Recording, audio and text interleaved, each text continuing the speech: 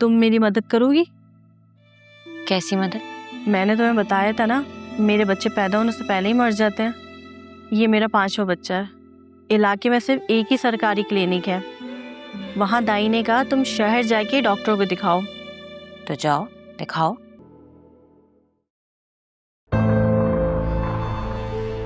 मेरी बात ध्यान से सुनो लाली,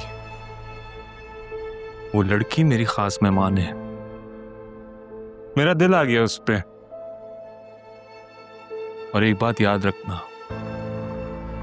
उसके जिस्म पर एक भी खराश नहीं आनी चाहिए, समझी? समझ गई साईं। और उस बच्ची का क्या करना है? अगर काम हो गया तो उस बच्चे को वापस कर देंगे। ये तो तुम रख लेना, तुम्हें तो वैसे भी बच्चे पसंद हैं और तुम्हारे बच्चे तो पैदा होके मर जाते।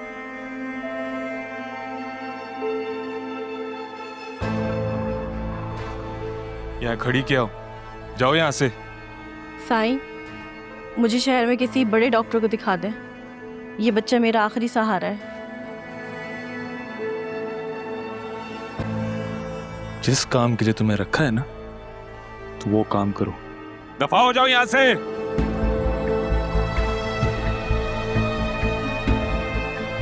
बकवास करवा लो।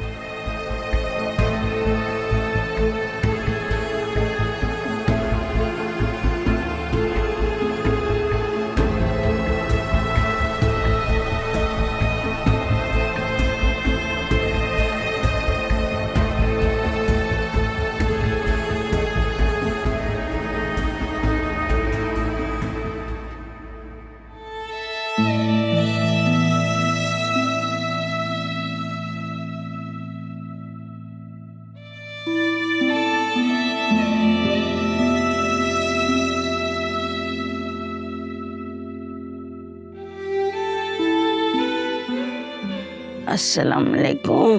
वालेकुम अस्सलाम। कैसी हैं आप? अल्लाह का शुक्र है। तुम ठीक हो? एक रात, अम्मा जी, ये एक रात के ही सब कुछ बदल कर ना रख दे। क्या कहेंगे लोग? इस एक रात के बाद मेरी बच्ची को कौन अपनाएगा अम्मा जी? लोग तो कहेंगे, जब सब कुछ ठीक होता है तब भी लोग कहते हैं। तो लोगों की खातिर हम जीना छोड़ दें या उनके लिए जीते हैं? हम तो अपने रब के लिए जीते हैं ना। लेकिन अम्मा जी, डर तो लगता है ना, और मुझे शदीद डर लग रहा है। बेटी की माँ हूं ना, मुझे ऐसा लग रहा है मेरी बच्ची के माथे पर काला निशान लग जाएगा और वो पूरी दुनिया को नजर आएगा। देखो बेटा, गुनाहगार वो नहीं है जिसने जुल्म बर्दाश्त किया है। गुनाहगार वो लोग हैं जिन्होंने जुल्म किया है। अल्लाह बहुत बड़ा इंसाफ करने वाला है, वो सब कुछ देखता है। और बेटा देखो, तुम्हारी बेटी अगवा हुई है, खुद भाग के नहीं गई। जो लोग उस पे नुक्ताचीनी करेंगे या उसके किरदार पर उंगली उठाएंगे। अम्मा जी, आपकी तरह कोई नहीं सोचता। काश सब दुनिया वाले आप ही की तरह सोचे। अरे लोगों को छोड़ो, तुम खुद सोचो। तुम समझोगी तो सब कुछ ठीक होगा। और लोग समझे ना समझे, अल्लाह तो सब कुछ देखता है ना। वो तो बहुत बड़ा इंसाफ वाला है, सबकी नियतों को जानता है। तुम देखना, एक दिन इज्जत खुद चलकर तुम्हारी दहलीज के कदम चूमेगी। बस तुम मजबूत रहो बेटा। अगर तुम टूट गई तो बच्ची को कौन संभालेगा?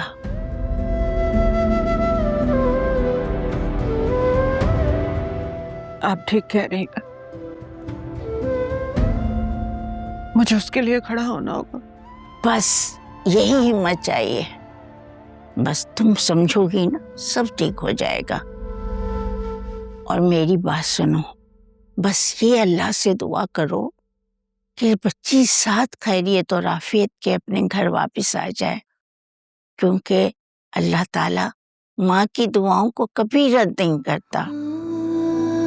चलो बेटा, उठ के कुछ खा लो।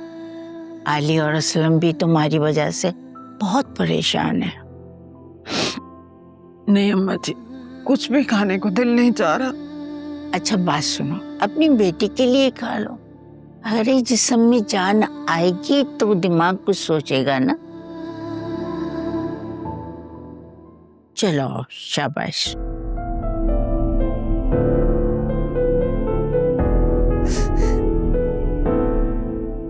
सब ठीक हो जाएगा इंशाल्लाह।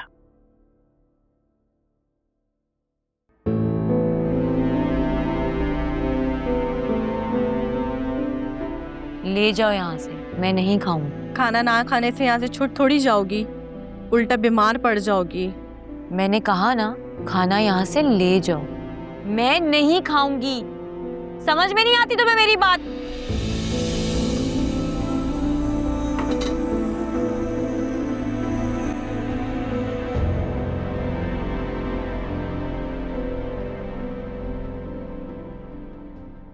तुम डॉक्टर हो ना, हाँ तो? इसीलिए तुम्हें पता चल गया था मैं माँ बनने वाली हूँ। हाँ, मैंने सच्चा बच्चा वार्ड में काफी टाइम काम किया। तुम मेरी मदद करोगी?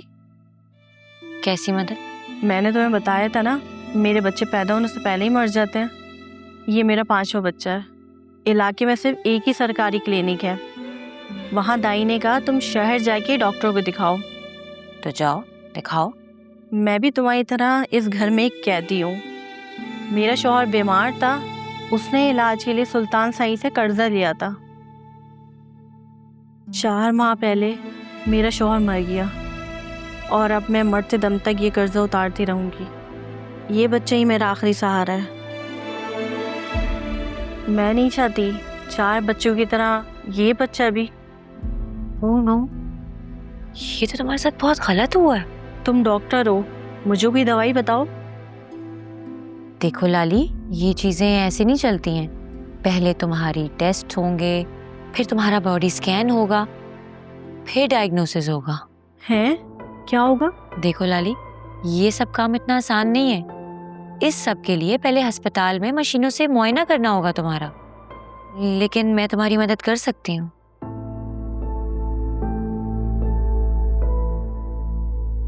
पर उसके लिए मेरी एक शर्त है। क्या? मुझे और आयरा को यहाँ से निकलवा दो। नहीं नहीं नहीं नहीं, तुम्हें नहीं पता सुल्तान कितना खतरनाक आदमी है। उसने मेरे सामने एक बंदे को कत्ल कर दिया था। वो हमें भी मार देगा। कोशिश तो करो। देखो, मैं तुम्हें अपने साथ लेके जाऊंगी। तुम्हारी औलाद होगी, तुम्हारा सहारा बनेगी। तुम्हें लगता है ये बहुत आसान है? बाहर 6 आदमी खड़े हैं, हम कैसे भाग सकते हैं? और मेरी हालत ऐसी नहीं है कि मैं भाग सकूं।